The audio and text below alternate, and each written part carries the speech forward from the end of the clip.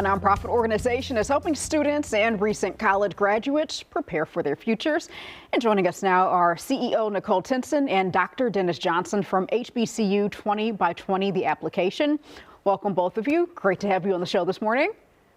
Thank you for having us both. Thank you. Good morning. Yes, absolutely. All right. So from helping students apply for college to get, college applications to setting them up for mock interviews and getting them into fellowships, your organization is kind of a one-stop shop for young people, right? Absolutely. I think that it helps just to provide context. I'm from South Central Los Angeles, and Dr. Dennis is from the South Side of Chicago, and I'll let him talk a little bit more about his experience. But I attended Dillard University and HBCU in New Orleans and went to Yale for graduate school.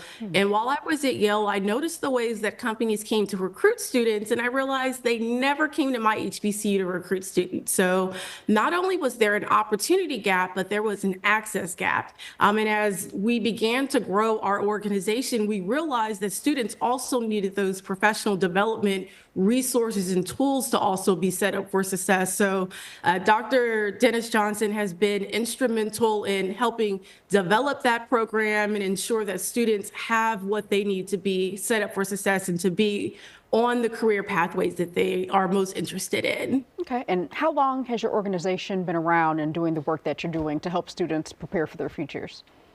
Definitely since 2017. Okay. All right. So just a few years, but doing amazing work. And so my understanding is that you all, a good portion of the resources that you get are federally funded. Can you talk about how the recent freeze in funding for a lot of federal organizations and programs is going to impact you all directly, and how perhaps people who are listening can help out and support you all? Definitely. So we were, basically had a DEI tied in type of contract with the U.S. Department of Labor through Jobs for the Future. When the president initiatives kicked in, we lost around 80% of our funding. So right now we're relying heavily on our basically our employer partners, as well as those who can donate or basically steer us in the direction of grants. We're an organization that provides services, and all these services that we provide to the students, to recent graduates, to alumni, to the universities are all free at no charge. From our free college application program that helps students get into college for free, to the mock interviews, to touring, to professional development seminars, everything is free. And a lot of that was tied to those grants. But now it's all gone. It's all froze. So we are forced to pivot like all the other organizations, and pivoting means that we need your help. So if you are with a company, talk to them, talk to your employer or your sponsor and ask them, hey, how can we partner with us? My email is dennis@hbcu20x20.org. You also can visit our website as well as complete a contact form. Okay, yeah. Talk about some of the success stories that you all have had with the students that have gone through your program, and just the importance, of course, of those funds that are now frozen at the moment. But if folks are, considering, should I donate, should I not? Why, just talk about what this program is doing tangibly for these young people. Definitely. So I would say our most recent one, which we're about to repeat again this upcoming Friday, is with the Chicago Bears. So yes, we're going to be at Chicago. I'm at the Chicago Bears headquarters. We're bringing 25 students from the Chicagoland area to meet with C-suite executives to learn what it's like to be in a company like that. And not only learn what it's like, they're going to get the interviewing skills, professional development, and so on. They get a direct pipeline to those in charge and those who make the decisions, and also an opportunity to get a dream job or internship or something of that nature. But it doesn't stop there. We're in every industry, from biotechnology to animation. We travel to over 60 universities, 64 HBCUs specifically, in addition to other minority serving institutions pipelining students in. So that means that we work with students who may cure or create the new cure to cancer. They're in our biotechnology fellowship program that lasts 12 weeks. We are students who work for DreamWorks Animation, help create some of the coolest movies that students watch today.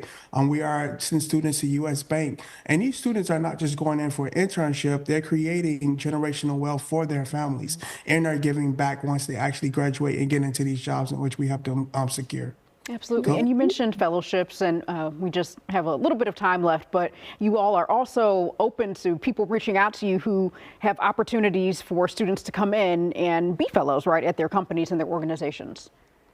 Absolutely. So I think that for us at HBCU 20 by 20 in the application, building direct talent pipelines is incredibly important, but ensuring students are set up for success is even more important to us. So we rely on our partners to say, hey, these are the kind of opportunities that we have available. These are some professionals that we can pull in to host workshops for the students to make sure that they know how to get through imposter syndrome, that they ensure that they know how to operate within the workplace, that they know all of the hard and soft skills to make sure that they know what to do once they get into that opportunity, whether it's an internship or full-time opportunity. And when we talk about the impact of what we're able to do, we're talking beyond generational wealth. right. We have students who Thank you so much. I don't mean to cut you off, but we unfortunately are out of time. But I want to thank you both very much for joining us this morning. And for folks who are interested in learning more about HBCU 2020, the application, you can visit theapplication.org, and you can also find them on social media.